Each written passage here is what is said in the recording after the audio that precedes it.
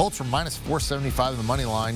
Jags plus 10.5. They did cover the spread, so they didn't win, but they covered. Under came in too. It was 48, and the Colts get to 500. Jonathan Taylor with our Sherry Burse afterwards. All right, here with Colts running back Jonathan Taylor, 116 yards for you on the ground. Some of those really tough yards, but you're able to lead your team to a win. Yeah, division game, you know what kind of game it's going to be whenever you play a divisional game. Especially these guys, they play hard, they have great players, and we knew it was going to come down to all 60 minutes, all 4 quarters. 21 takeaways now for your defense, still best in the league. Just what do you have to say about what they were able to do to seal this win? I mean, I see it every day in practice. I feel it every day in practice. I mean, that's how we've been able to be so good at not turning over the ball. But that's just what they do. They practice at it every single day so hard, and it shows every single Sunday.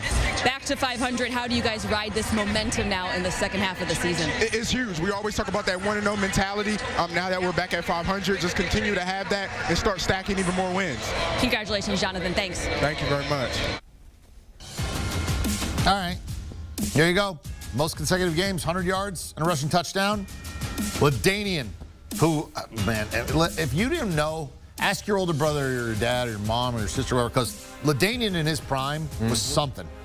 I mean, that just wasn't fun. Built different. Yeah, he was, yeah. You know what it was? He was Christian McCaffrey on a good team. Like, that's what it was like. I mean, he just, if you're a fantasy player now, you're like, yeah, okay. LaDainian was always the consensus #1 pick. Jonathan Taylor's just one behind him. And Lydell Mitchell, who also was a Colt. So he's second all time and doesn't even have his own team record. And then Larry Johnson, Penn Stater, Kansas City Chief.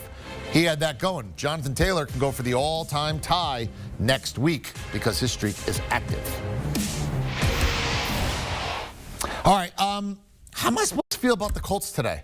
Like, in the first quarter, you're like, they're going to win this game 40-3. They look great. Here come the Colts. Give me the horseshoe. Yeah. And then suddenly they got away from it. And how does Jonathan Taylor have basically 100 rushing yards in the first quarter, and then we're in the fourth quarter, he's got like a $112? Did they? I mean, what do we do? Frank Reich's a great coach. What are we doing here? He had 93 yards in the first quarter. 93. Basically, you're right, EK. Basically 100 yards if you want to round it up. That has to be the issue for them. They get too fancy sometimes.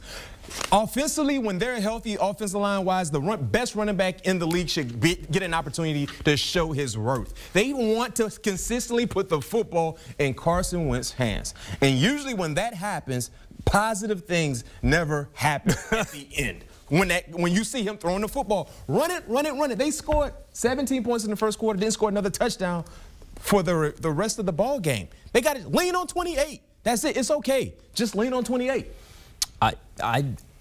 I'm not impressed by this Colts team. I have not been for some time. I'm not impressed by the defense, which is very solidly average. And just remember last week they gave up 30 points to Mike White and Josh Johnson. In this game, they got fortunate that a field goal was missed by the Jacksonville Jaguars, and they were able to get a special teams touchdown on that blocked punt. Otherwise, Carson Wentz and the offense didn't do enough.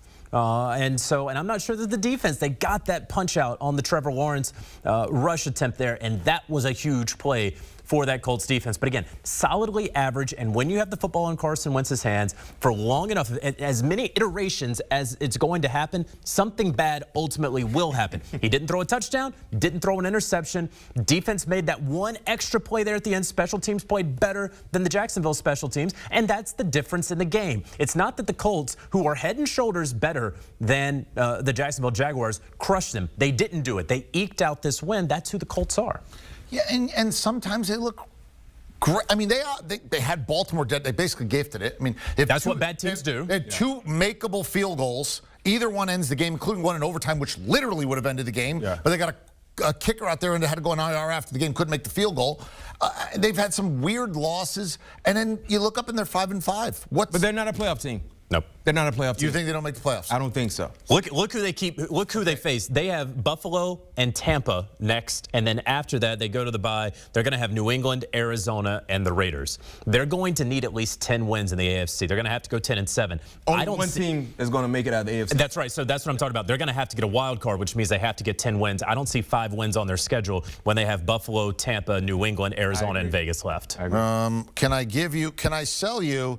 They have Houston, Jacksonville again. That's 2. That's 2 wins. They have Vegas at home. That's it. Yeah, I think they're probably getting 8, and then they're going to have to pick one more up. They're going to, you know what? Beating New England would help because they get New England at home, and beating New England at home, that might be a tiebreak situation. It's a stretch for them to get. Do we think it's going to be 10? Is there going to be a 9-win team in the 7 spot?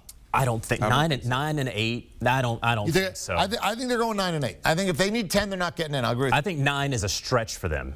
I'll take the 9. I'll sign for 9 right now. I think they get to 9, but I don't know if 9's. I'm with you. I don't know if 9's going to get in. We'll have to do the math as we go because the playoff picture keeps developing.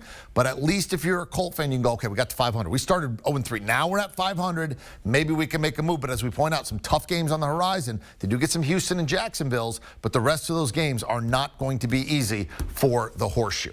Do you want a sports network that delivers everything that matters about the game? The highlights, the picks, the instant analysis, no yelling, no fake debates, no politics. Hit the subscribe button and never miss a moment.